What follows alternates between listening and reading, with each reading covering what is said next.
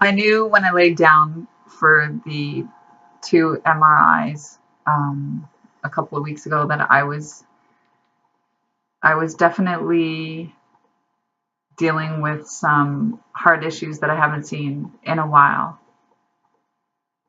In October of last year, I had the sensation that I had swallowed anesthetic. So I was frozen. I felt like my body didn't know where my insides were, and I was completely frozen from the inside out. And, that's a bit worrisome. It's kind of an odd feeling to have when you are fairly vital living being to feel like part of you is frozen. And I'd been having some choking issues because I actually choke quite a bit, like on more than just emotional upset. I get choky. I inhale my food, not consciously, or yeah, it's just one of those things that happened. And the vertigo has been excruciating. And I'm not sure whether it's because I am a bit older now. I've been dealing with these issues for 13 years, but when I would have terrible times before, there'd be no evidence on my brain at all. So I just look like a nutter to the doctors. Now, when I have symptoms, I there is remarkable evidence on the scans now that's completely traceable to exactly where the lesions are. So what I'm confronted with currently is that, well, it's a bit of a wake-up call again. I'm always really good at listening to what my body needs. And I mean, I berate myself um, for isolating myself, but truly I need to do that and keep people away from me so that I can feel strong in order to do what I need to do. And the last group of scans just showed some fairly aggressive demyelination.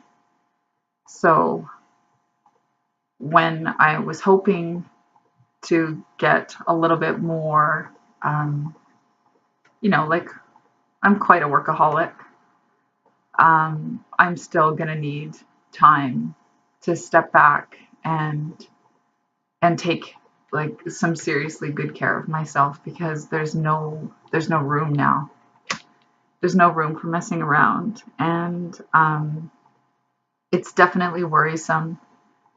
But I know that my brain has healed so much. I mean, my arms and legs were being taken away from me, and I was able to overcome that. I walk kind of hard and stompy, but it's so that if it does get bad, that my brain and muscle memory know that that's what walking is. It's kind of irritating to the family. I'm kind of loud to live with, actually. And I want my Katia Ariane to know that I have a bottle of naltrexone, which is normally used in megadoses to help people with severe addictions get off, but on a lower dose, it helps people uh, with MS and their cognitive issues. When I'm really stressed out, I can't find the words. When I'm doing more than one thing at a time, I don't know where the fuck I put things half the time. Like I truly, if I'm focused, usually it's about painting, so this isn't exactly a new thing, but if I'm focused on something else and then absent-mindedly grab things, it's like living with a granny sometimes.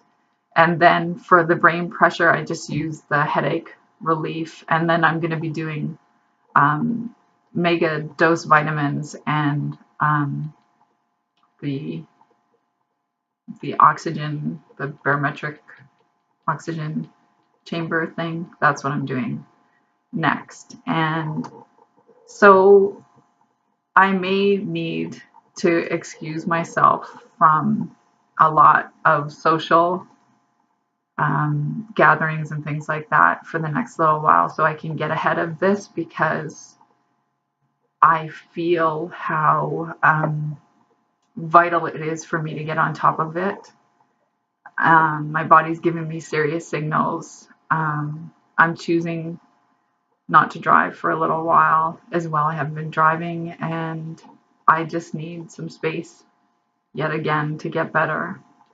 And I hope that with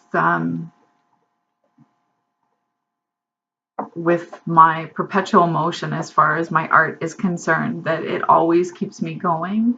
I'm just not going to be out and about like I was hoping until I deal with this.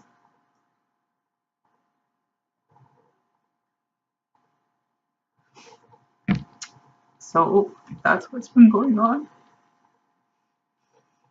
And I try really hard not to let it affect things, but it's been overwhelming